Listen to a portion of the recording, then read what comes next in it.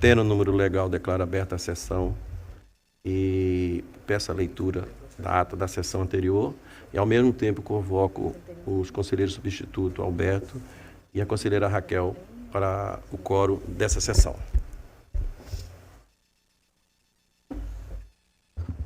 Ata da 26ª Sessão Ordinária do Pleno do Tribunal de Contas do Estado de Alagoas.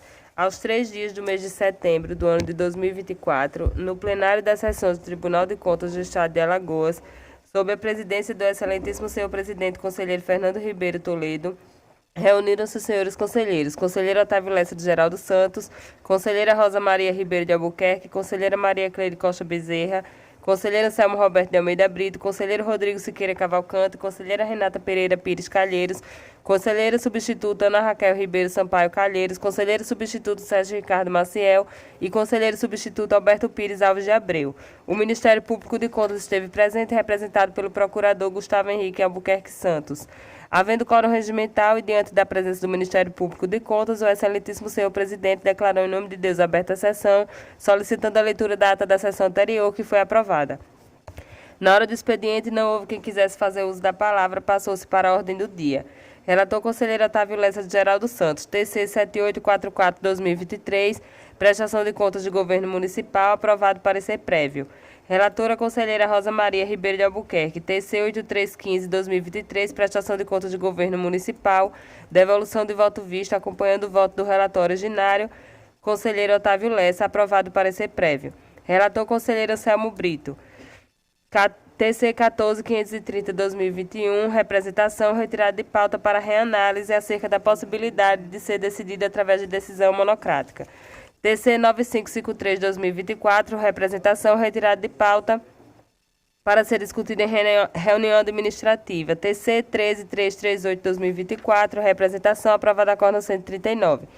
Relatora conselheira Maria Cleide Costa Bezerra, TC 8672-2023, prestação de contas de governo municipal, retirada de pauta para reanálise. Relatora conselheira Renata Pereira Pires Calheiros, TC 8319-2018, representação, e TC 10957-2016, denúncia, ambos retirados de pauta por tratarem de temas passíveis de decisão monocrática. TC 8239-2023, prestação de contas de governo municipal, aprovado parecer prévio, e TC 14687-2022, denúncia, representação, aprovado Acórdão 140. Encerrada a ordem do dia, não havendo mais processos a relatar, foi dada a palavra para explicações pessoais.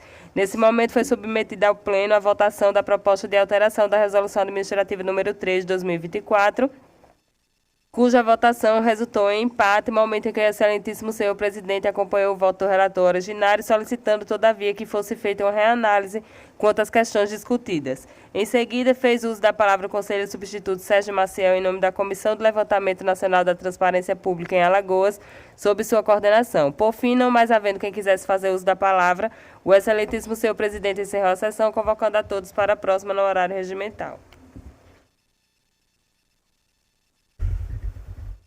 Em discussão, a ata. Em votação, conselheiro Rodrigo. De acordo, presidente. Conselheira Raquel. De acordo, presidente. Conselheiro Alberto. De acordo, senhor presidente. Aprovada. Solicita a leitura da primeira leitura de uma proposta de resolução do conselheiro Anselmo. Proposta de resolução normativa de relatoria do conselheiro Anselmo Roberto de Almeida Brito. Altera a redação do artigo 4º, inciso 2º, acrescentando-lhe o parágrafo único da resolução normativa número 7 de 2018, de 10 de julho de 2018. Fica facultada a palavra a senhora conselheira, senhores conselheiros, doutor Enio, representante do Ministério Público. Não tendo quem queira fazer uso da palavra, pela ordem, conselheiro Rodrigo. Senhor presidente, senhores conselheiros, senhora conselheira, doutor Enio, representando o Ministério Público. Senhor presidente, eu trago para relatar processo TC 7832/2023. Se trata de uma prestação de contas de governo da senhora Maria da Conceição Ribeiro de Albuquerque, referente ao município de Maravilha, exercício financeiro 2020, cuja documentação foi protocolada na Corte no dia 27 de abril de 2023. Inicialmente, os autos foram encaminhados à Diretoria de Fiscalização Municipal, DEFAFON, que, por meio do relatório de número 51/2024, fez análise dos pontos de controle mínimos definidos no ato da presidência de número 104/2023 e opinou inicialmente pela citação do gestor ou da gestora para que apresentasse defesa diante dos achados de auditoria. A gestora foi citada por meio do despacho DEFAFON de número 178/2024 e compareceu aos autos por meio do ofício de número 30.8001/2024, apresentando defesa, oportunidade na qual também encaminhou os documentos solicitados. Os autos retornaram à DEFAFON, que complementou o relatório preliminar e opinou pela regularidade com ressalva da prestação de contas da gestora do município. Os autos, na sequência, evoluíram ao Ministério Público de Contas, que, por sua vez, emitiu o parecer de número 2226/2024, da lavra do doutor procurador Ricardo Schneider Rodrigues, que opinou preliminarmente pela nulidade do processo e, na sequência, caso ultrapassada a preliminar, opinou pela rejeição das contas, alicerçado nas seguintes irregularidades, que, no entender do Ministério Público, seriam irregularidades graves: ausência de servidor efetivo no controle interno, no órgão de controle interno, inobservância de normas contábeis, insuficiência de atuação do órgão de controle interno, em desobediência integral dos pontos de controle estabelecidos na Instrução Normativa 03/2011, autorização excessiva de créditos adicionais no patamar de 40% da receita prevista, omissão quanto à divulgação no portal de transparência do Plano Plurianual, da Lei de Diretrizes Orçamentárias, da Lei Orçamentária Anual, do REREL, do RGF, da Folha de Pagamento de 2022 e 2023. Opinou também pela irregularidade com base em falhas no planejamento, baixa arrecadação municipal, atraso quanto à transmissão via CIOP e CIOPs dos dados referentes à educação e saúde, exercício 2022,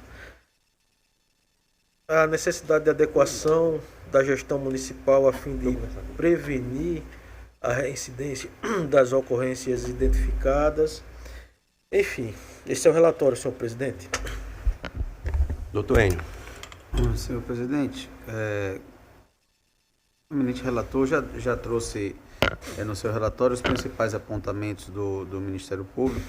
A razão disso, eu vou apenas reiterar os termos do parecer 2226 de 2024,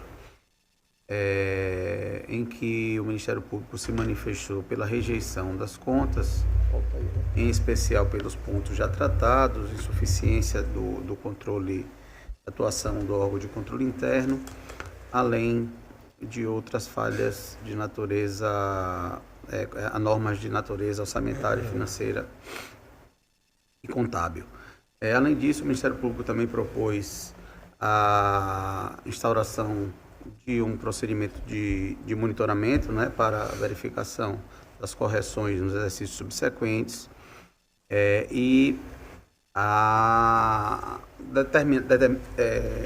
além da inclusão de determinações e recomendações para que o gestor, nos próximos exercícios, não realize as mesmas condutas. Além disso, também sugeriu a abertura do procedimento de auto de infração para a penalização do gestor, tendo em vista a infração a normas legais. Essa é a manifestação, senhor presidente. Conselheiro Rodrigo.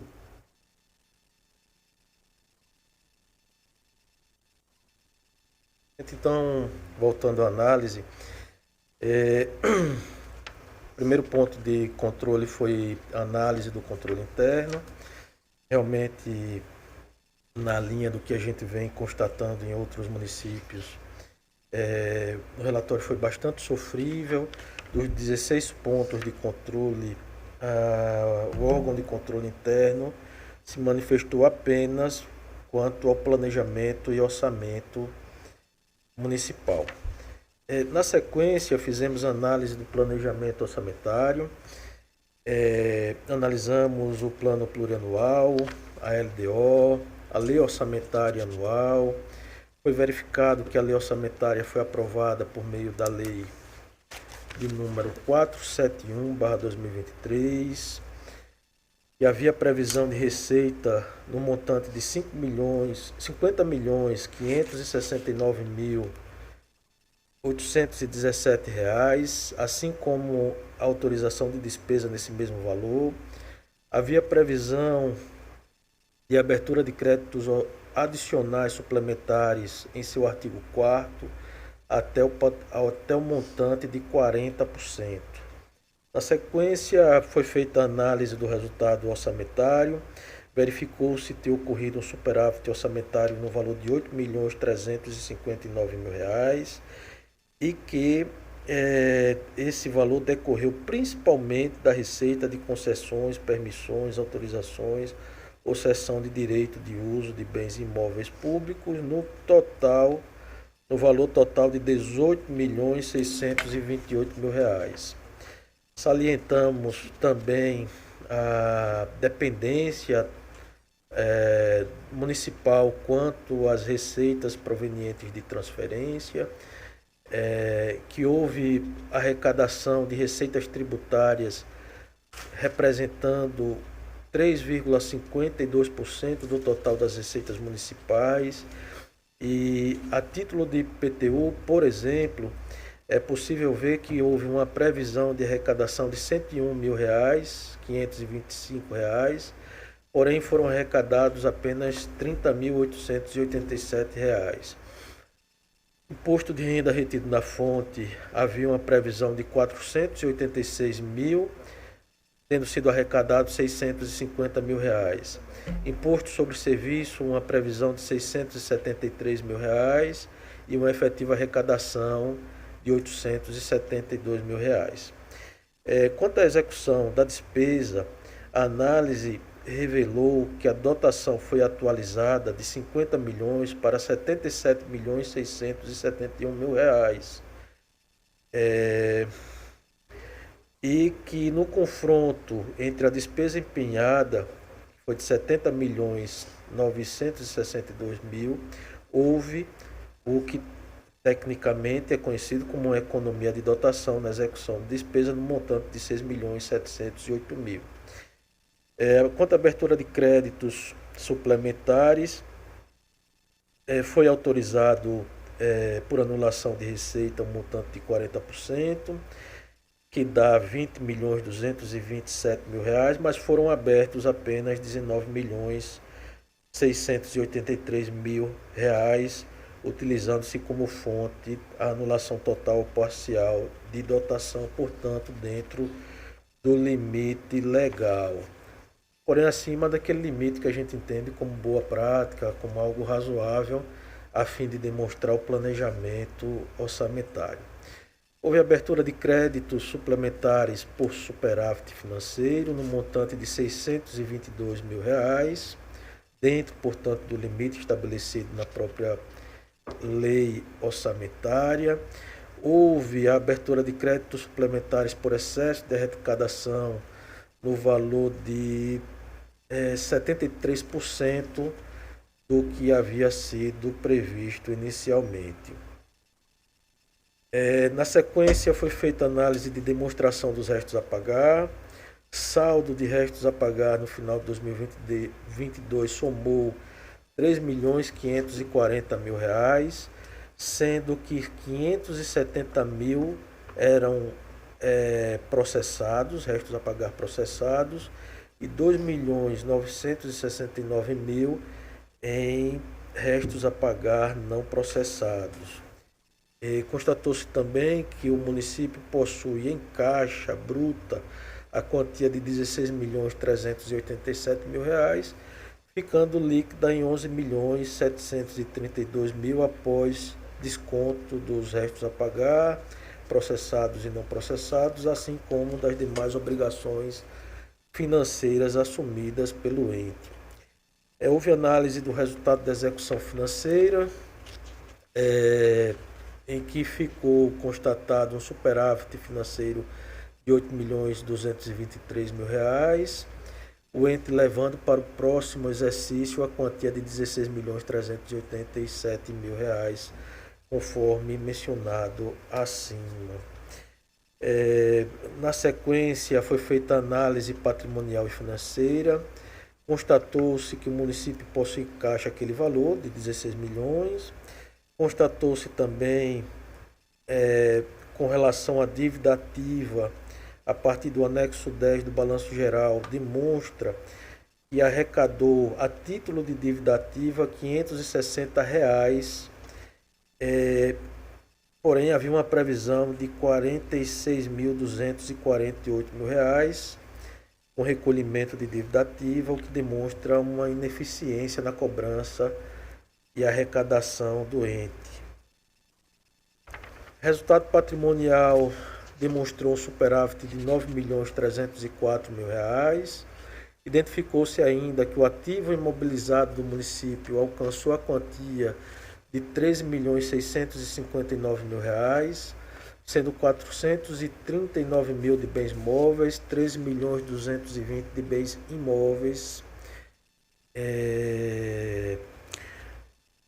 Foi feita também na sequência análise dos limites constitucionais. Verificou-se que a municipalidade aplicou em educação, em manutenção e desenvolvimento da educação, a quantia de 32,3%, acima, portanto, do limite mínimo constitucional. Com relação ao Fundeb, a principal política pública na área da educação, nós verificamos que houve o cumprimento de todos os índices previstos na legislação, na Lei Federal 14.113/2020, do novo Fundeb, aplicando o percentual com remuneração do servidor em 72,14%, acima, portanto, cumprindo a lei federal. Com relação também ao VAT, houve o atingimento dos 50% de recursos de complementação da União destinados à educação infantil, assim como os 15% que devem ser aplicados em despesas de capital.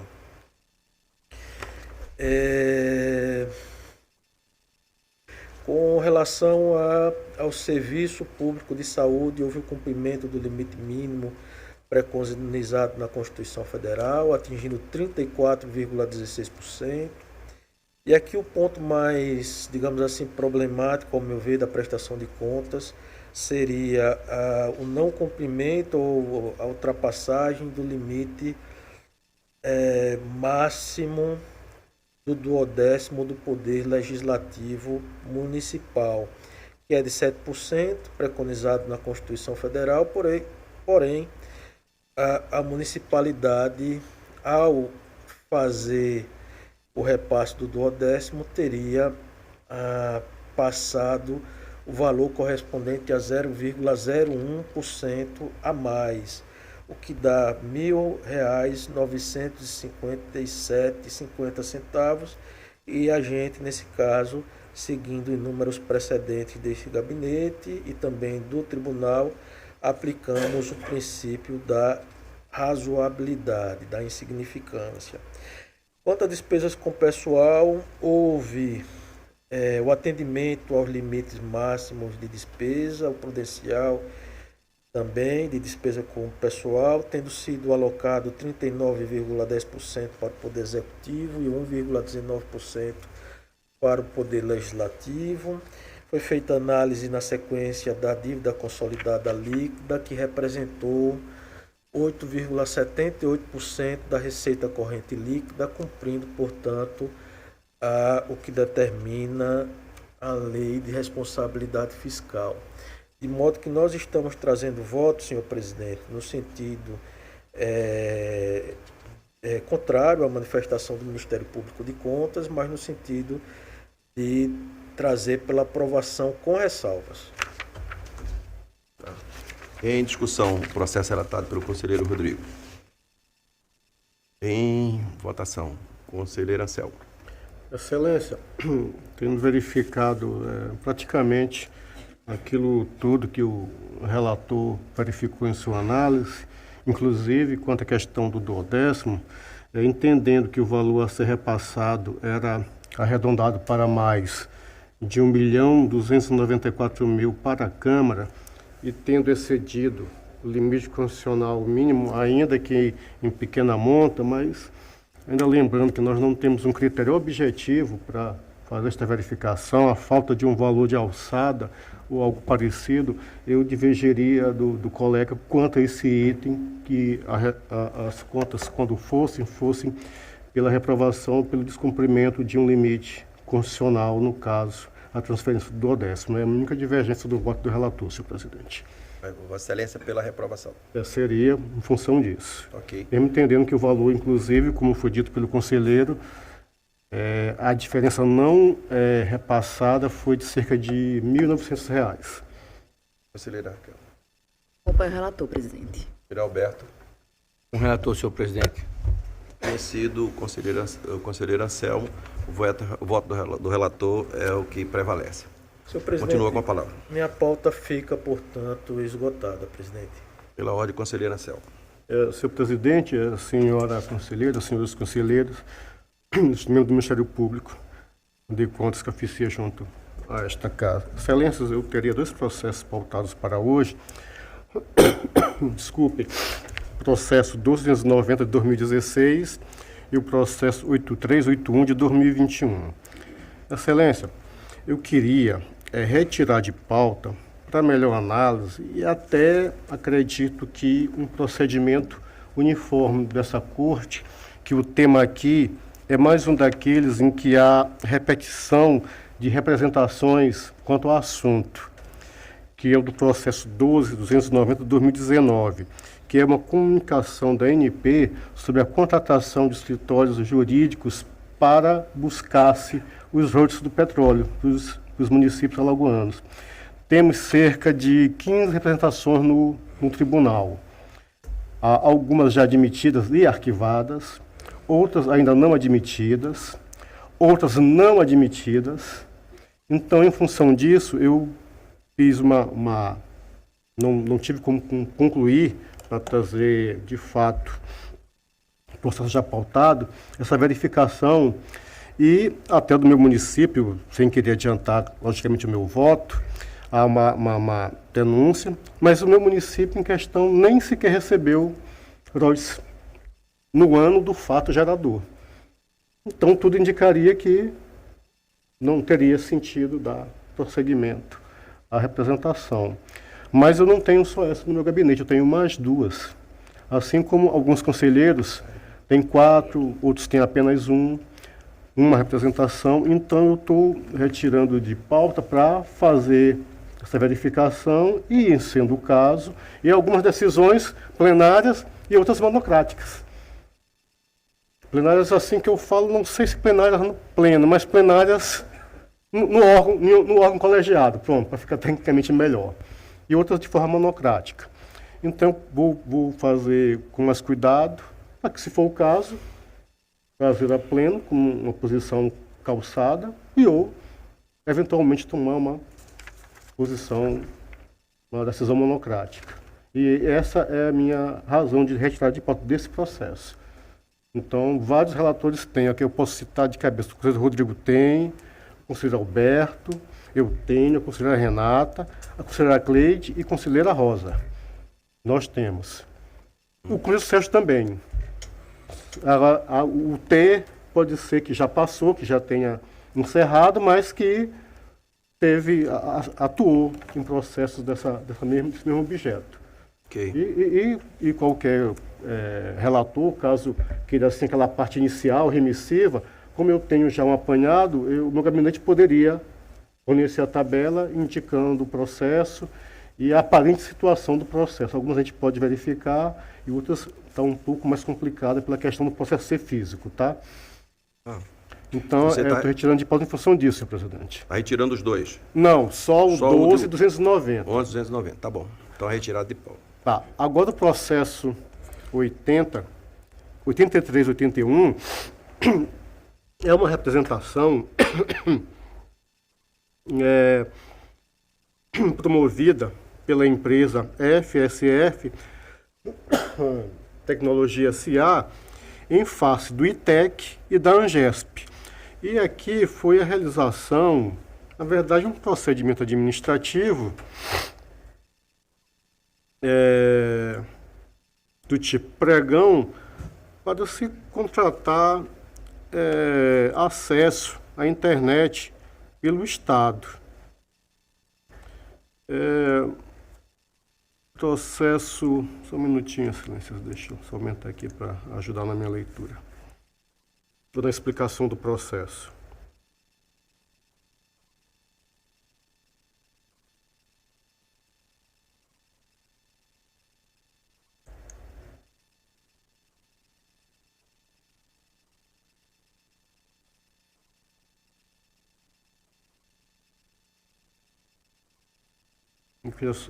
Só um minutinho, que por derradeiro é um processo que, inclusive, é relatado originalmente pela conselheira Raquel, acredito que em substituição ao conselheiro Rodrigo.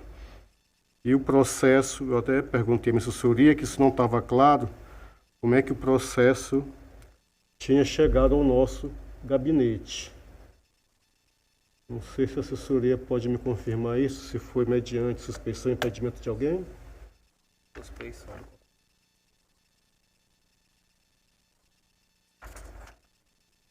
Tá. Exatamente. Só para deixar aqui a situação bem delineada.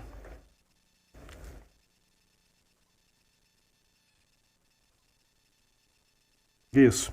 De fato, o conselheiro Rodrigo, em 20 de janeiro de 2022, entendeu da suspeição por motivo de foro íntimo, e o processo chegou ao nosso gabinete mediante sorteio, só para deixar.